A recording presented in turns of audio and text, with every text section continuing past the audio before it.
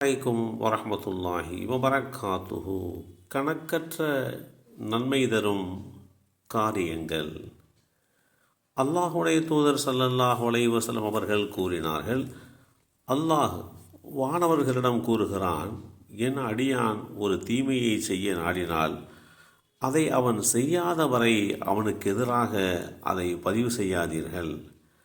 அதை அவன் செய்தால் செய்த குற்றத்தை மட்டுமே பதிவு செய்யுங்கள். அதை அவன் எனக்காக விட்டுவிட்டால் அதை அவனுக்கு ஒரு நன்மையாக பதிவு செய்யுங்கள்.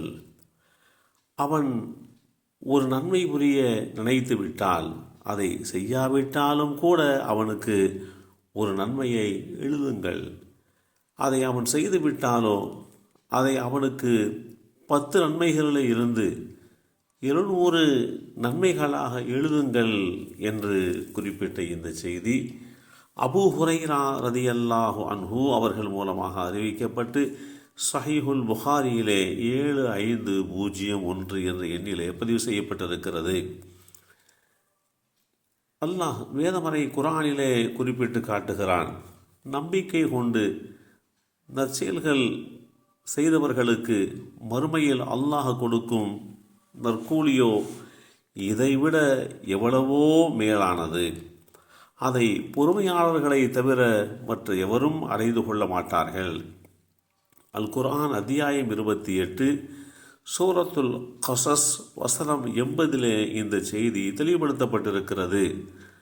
அல்லாஹ் அடியார்கள் செய்கின்ற வணக்க வழிபாடுகளுக்கு கூலி வழங்குவதில் சில வரைமுறைகளை கையாளுகிறான்.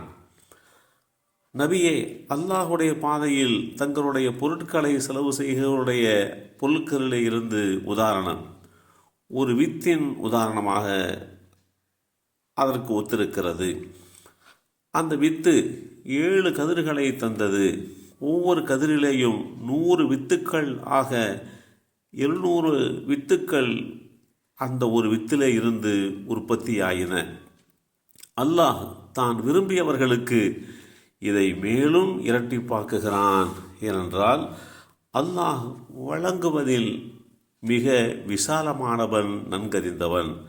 அல் குர்ஆன் அத்தியாயம் 2 சூரத்துல் பக்ரா வசனம் 261 இந்த செய்தி தெளிவுபடுத்தப்பட்டிருக்கிறது.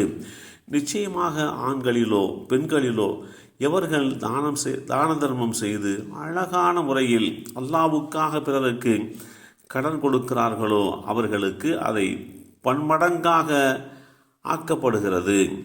மேலும் அவர்களுக்கு மிக்க கண்ணியமான கூலியும் இருக்கிறது. அல் குர்ஆன் அத்தியாயம் 57 வசனம் 18 தெளிவுபடுத்தப்பட்டிருக்கிறது. மனித சமூகத்திடம் இருந்து வெளியேற்றப்படுகின்ற சில காரியங்கள் அல்லாஹ் அதற்கு வழங்குகின்ற நன்மை என்பது மிகச்சிறந்தது. அல்லாஹ் 2 விஷயங்களை குறித்து சொல்கின்றான். ஒன்று பண்பாடு சம்பந்தப்பட்டது, 2வது வணக்க வழிபாடு சம்பந்தப்பட்டது.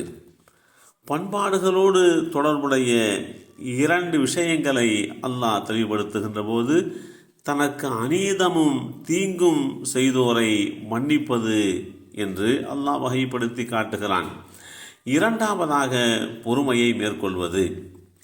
வணக்க வழிபாடுகள் தொடர்புடைய விஷயங்களை அல்லாஹ் சொல்ல வருகின்ற போது அந்த காரியங்களில் நோன்பு நோற்பது, மக்காவை துறந்து மதீனாவுக்கு பயணிப்பது, அப்படி பயணம் மேற்கொண்ட நிலையிலே மரணிப்பது என்று அல்லாஹ் வணக்க வழிபாடுகள் என்கின்ற ரீதியிலே இப்படி இந்த காரியங்களுக்கு உண்டான அந்த மேன்மையை எடுத்து காட்டுகிறான்.